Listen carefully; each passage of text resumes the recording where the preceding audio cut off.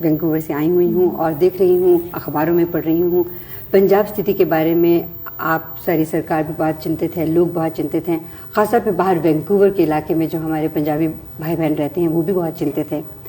पंजाब की असली स्थिति क्या है, उसके बारे में आप अपने शब्दों में कुछ बताइए।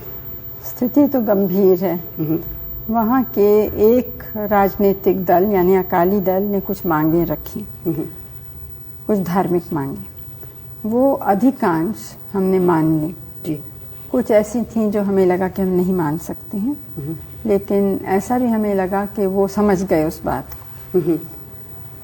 एक मांग ऐसी थी जो हमसे संबंधित इतनी नहीं थी और वो दूसरे कुछ राज्य हैं भारत के, वहाँ के और वहाँ के गुरुद्वारों की जैसे अपनी कमिटीज़ या बोर्ड्स हैं उनका तो उस पे हमने कहा कि हमें कुछ ख़ास एतराज़ नहीं है, लेकिन इन सब लोगों से बात करना होगा, स्टेट के क्या नियम हैं और ये सब देखना होगा। उसके बाद कुछ दूसरी मांगे राजनीतिक समझ सकते हैं या जो भी पानी पर, ज़मीन पर, अब वो दूसरे राज्यों से संबंधित हैं जो आसपास के पड़ोस के राज्य हैं। तो जब तक वो भी राज़ी नहीं होंगे तब तक हम तो कुछ कह नहीं सकते। 2 दफ़े ऐसा एक अवार्ड या निर्णय हम दे चुके हैं। अच्छा। अब वो माना नहीं गया। अच्छा। तो अकेले फिर हम फिर से दें तो उसका कुछ उससे चीज़ सुलझेगी कि नहीं, ये कह नहीं सकते। हमें लगता है कि कुछ इस समय कुछ एक्सट्रीमिस्ट वहाँ पे ज़ोर पकड़ गए हैं, ख़ासतौर से नौजवान कुछ, और जैसे आपने अखबार में देखा होगा वो मोटरसाइकिल पे जाके या किसी तरह से बहुत लोगों की को मार रहे हैं, हत्या हो रही है। हाँ, बाहर के जो थोड़ा उसमें कुछ फंडामेंटलिज्म भी है, क्योंकि हत्या ज़्यादातर सिखों की ही सिख कर रहे हैं, मतलब अकाली लोग। अब जैसे जो एक आज के अखबार में आया या कल शायद आया था कि एक सिख अखबार वाला है, अकाली नहीं है, दूसरी हमारी पार्टी का भी नहीं है, विरोधी दल का है, लेकिन उसकी दाढ़ी नहीं है। वो मोटरसाइकिल पे अपने भाई के संग जा रहा था, भाई की दाढ़ी है, तो वहाँ उसको पकड़ा कि तुम गद्दार हो और उसको गोली से मार डाला। हालांकि वो सिख है, वो सिख ज़्यादातर है, दूसरे भी हैं। जैसे हमारे यहाँ तो हरि धर्म में कई सेक्ट्स हो जाते हैं, बिल्कुल हो जाते हैं। तो अब निरंकारीज हैं कुछ, वो सिख तो पक्के हैं, लेकिन सिख होने के ऊपर वो उनकी ऐसी एक संस्था है जिसमें दूसरे लोग भी हैं, हिंदू, मुस्लिम, ईसाई, जो हर एक अपने धर्म का पालन करता है, लेकिन ये लोग संग मिलते हैं, आप उसको कह सकते हैं नेशनल इंटीग्रेशन की भावना से, या ये कि मिल के मेडिटेशन करते हैं, ऐसी प्रार्थनाएं करते हैं जिसमें सब जुड़ सकें। इसके माने नहीं कि अपना धर्म छोड़ा, लेकिन अपना धर्म भी है और उसके ऊपर कुछ चीज़ है जो दूसरों को से मिल के कर सकते हैं। आपको ये भी मालूम है कि हमारे देश में कोई किसी भी धर्म का हो वो दूसरों का आदर करता है, बिल्कुल करता है। जैसे गुरुद्वारों में बहुत से हिंदू जाते हैं, मुस्लिम्स के दरगाह में भी हिंदू जाते हैं, मुस्लिम्स हिंदू मंदिरों में भी अक्सर जाते हैं। तो इससे काफ़ी इन चीज़ों में यहाँ पे एक उदारता सी है, और इस उदारता को देखते हुए हैरानी होती है कि क्यों इस तरह के हो रही हैं। जहाँ इतना बड़ा देश है, इतनी बड़ी जनसंख्या है, वहाँ ये प्रश्न कभी कभी उठते हैं। हमारी तो यही आशा है कि जो ठीक सोचने वाले हैं और राष्ट्र हित सोचने वाले हैं वो इसके ऊपर उठेंगे और किसी तरह से हम इसको सुलझा सकेंगे। बाहर रहने वाले जो भारतीय हैं, क्या आपके विचार में इसमें कुछ मदद कर सकते हैं? क्योंकि वो बहुत ज़्यादा एंक्शस हो जाते हैं, बहुत ज़्यादा अपसेट हो जाते हैं जब इस तरह की वो खबरें पढ़ते हैं, सुनते हैं, देखते हैं।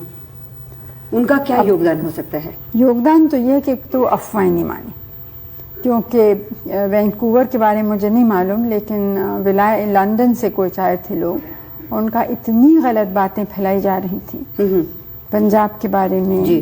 और कि वो बहुत ही परेशान थे, लेकिन उन्होंने जब असलियत बताई और ये भी कहा कि आप में से आप अपने तरफ से किसी को भेज के देखिए, तो आए भी वो लोग कुछ, तो यहाँ उन्हें इत्मीनान हुआ और यहाँ से गए।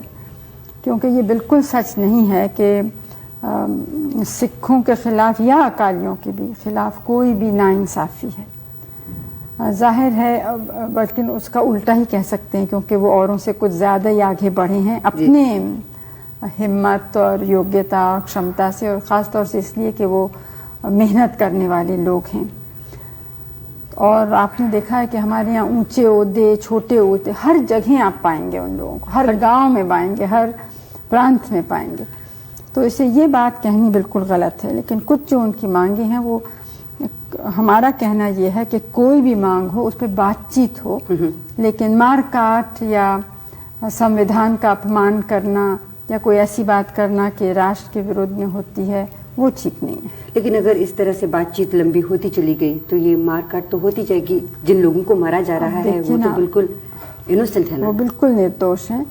लेकिन बात लंबी क्या होगी, हम तो कुछ हद तक ही कर सकते हैं। ठीक है। तो इसलिए सबको सोचना है कि कितना हो सकता है, कितना नहीं। दूसरे लोग मुझसे नाराज हैं कि इतना क्यों मान लिया। हरियाणा में भी कुछ हुआ ना, तो उसका एक रिएक्शन हुआ ना, जो पंजाब में पहले हुआ था, उसका रिएक्शन अब उसको बड़ी मुश्किल से थामा है। तो इसे ये भी देखना है कि एक मांग मांगने से अगर और स्थिति बिगड़ती है तो किसी का लाभ नहीं होता है। आप जब दोबारा इलेक्शन के बाद आएंगे ऑफिस में, तो कौन से ऐसे कार्यक्रम हैं जिन पे आप ज़्यादा एम्फोसिस देंगी? अब देखिए, पहले तो जो चुनाव का क्या नतीजा होगा ये कोई पहले से कह नहीं सकता है। मान लीजिए आप आ जाती हैं। दूसरी बात यह है कि हमारी एक बहुत स्पष्ट और साफ नीति है, और वो नीति है कि अपने देश को हम मजबूत बनाएं। इसलिए नहीं कि किसी और को धमकी दें या किसी पर हम हावी होना चाहते हैं, दबाव डालना चाहते हैं, लेकिन इसलिए कि यहाँ की इतनी बड़ी समस्याएं हैं कि उनका समाधान करने के लिए हमें अपनी ताकत ही चाहिए। ये बहुत बड़ा देश है और इतनी बड़ी जनसंख्या को कोई बाहर का मदद नहीं कर सकता। कितना भी धनी और बड़ा देश हो, वो हमें नहीं कर, हमें खुद ही अपने पैर पे खड़ा होना है। इसलिए हम ताकत चाहते हैं। अच्छा, अब ताकत कई तरह की, एक तो एक इसके माने सबको एक होना चाहिए, अनेक धर्म, अनेक भाषाएं, अनेक प्रांत, जातियाँ। दूसरे ये कि गरीबी हटानी है, क्योंकि गरीबी एक तो वैसे भी दुख और शर्म की बात है, मानवता का प्रश्न है, लेकिन संग संग एक देश को कमज़ोर करने की चीज़ है। बिल्कुल, क्योंकि जो गरीब हैं वो अपनी ताकत या योग्यता देश के सेवा में नहीं डाल सकते। तो मुख्य काम तो हमारा ये है, देश को मजबूत बनाना और गरीबी दूर करनी। असल में तो मजबूत बनाना है ना, क्या जिसमें आज़ादी को हम अपने रख सकें। उसके लिए हमें सांप्रदायिकता भी हटानी है, अंधविश्वास भी हटाना है, गरीबी हटानी है, और गरीबी हटाने के लिए उत्पादन बढ़ाना है। तो और हमारे जो लोग रहते हैं उनको देखना है कि उनकी जो आवश्यक वस्तुएं हैं, चाहे खाना, कपड़ा, घर, शिक्षा, स्वास्थ्य का प्रबंध, ये सब चीज़ें मिलें। तो इस नीति के बाहर तो जा ही नहीं सकते हैं। बिल्कुल, इसी को हमें करना है। तो साथ साथ क्योंकि हम मानते हैं कि अगर दुनिया में कुछ गड़बड़ हो, यानी विश्व युद्ध हो, तो उसका भारी प्रभाव हम पर पड़ेगा। इसलिए हम विश्व शांति, विश्व मैत्री और ख़ास तौर से जो हमारे जैसे विकासशील देश हैं वो मिलके सहयोग करें एक दूसरे से, और हम लोग और दूसरों से भी, मतलब विकसित देश जो हैं उनके संग भी दोस्ती करें। आजकल की दुनिया में कोई लोग अलग नहीं रह सकते, सबको एक दूसरे से कुछ चाहिए और कुछ देने को है। तो इस तरह से हमें, तो जो हमारा आज का नवयुवक वर्ग है उसके लिए आप आने वाले कुछ वर्षों में क्या दिख रही हैं, वो क्या योगदान देंगे, आप उनको कैसे फोर्सी कर रही हैं अपनी इन पॉलिसीज में? अब हम तो आशा ही करते हैं कि वो ठीक रास्ते पे चलेंगे और बनाने के रास्ते पे चलेंगे, तोड़ने के रास्ते पे नहीं। उम्मीद यही है, उम्मीद यही है। और हमारे सौभाग्य है कि भारत की जनता जो है उसका दिल बहुत मजबूत है और सहन शक्ति भी है, और यहाँ बहुत नौजवान हमारे बहुत बड़े बड़े साइंटिस्ट, वैज्ञानिक बने हैं, इंजीनियर, डॉक्टर इत्यादि, जो आपके मुल्क और दूसरे देशों में गए हैं जी।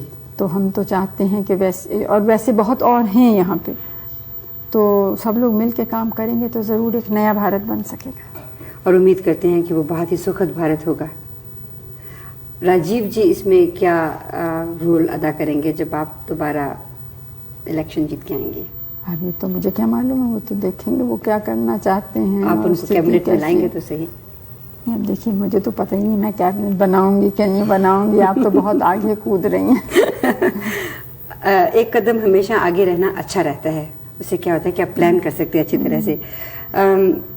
मैं दूरदर्शन के बारे में 2-3 सवाल पूछना चाह रही थी। हम कनाडा में प्रोग्राम जो करते हैं, अक्सर हम चाहते हैं कि भारत की सभ्यता को वहाँ पर हम ज़्यादा प्रकाशित कर सकें, हमारे जो बच्चे हैं वो भी उस सभ्यता से कुछ सीख सकें, कुछ जानें।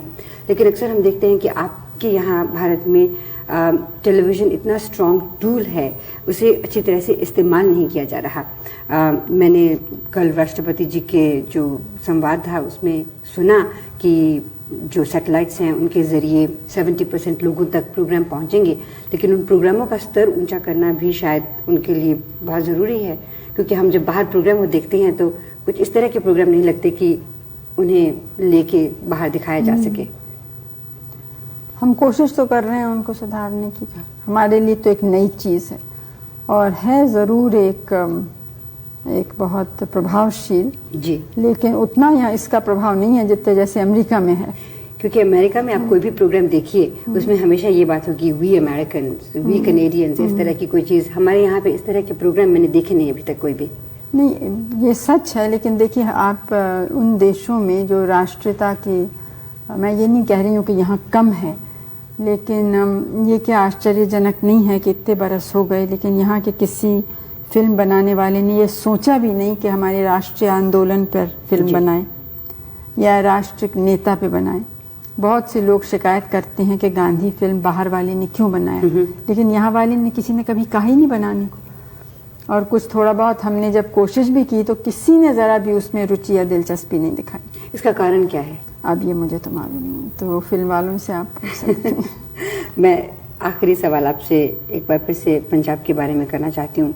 अक्सर हम अखबारों में पढ़ते हैं, ख़ासतौर पर जब हम बाहर के मुल्कों में रहते हैं, तो जैसा आपने पहले भी कहा, अफवाहें वहाँ पे बहुत ज़्यादा फैल जाती हैं और उनको अफवाहें ले लीजिए या सचमुच वो सही घटनाएं हैं कि इनमें बाहर के देशों का बहुत बड़ा हाथ है कि भारत की जो एकता है वो टूटे, पंजाब एक अलग प्रांत बने, ताकि जो बाहर के इंटरेस्टेड पार्टीज़ हैं वो आके भारत को तंग करें या उसकी प्रगति में रोड़ा अटकाएं। ये कहाँ तक सही है? प्रगति में तो कोई रोड़ा शायद नहीं डालना चाहता है, लेकिन ये सच है कि कुछ ऐसे तबके बाहर हैं जो चाहते हैं कि भारत की जो स्वतंत्र नीति है ना उतनी स्वतंत्र न रहे। जो वो लोग चाहते हैं वैसा हम करें, उस रास्ते पे चलें। तो ऐसे लोग तो हमेशा कुछ दखल देते ही रहते हैं। अब पंजाब में कहाँ तक दखल है ये कहना मुश्किल है, लेकिन ये आपने भी देखा होगा कि ऐसे जो कुछ ऐसा मूवमेंट एक चला है आंदोलन, उसके ज़्यादातर दफ्तर और ये सब चीज़ें सब बाहर हैं, बाहर के देशों में, शायद कनाडा में भी है, कुछ यूरोप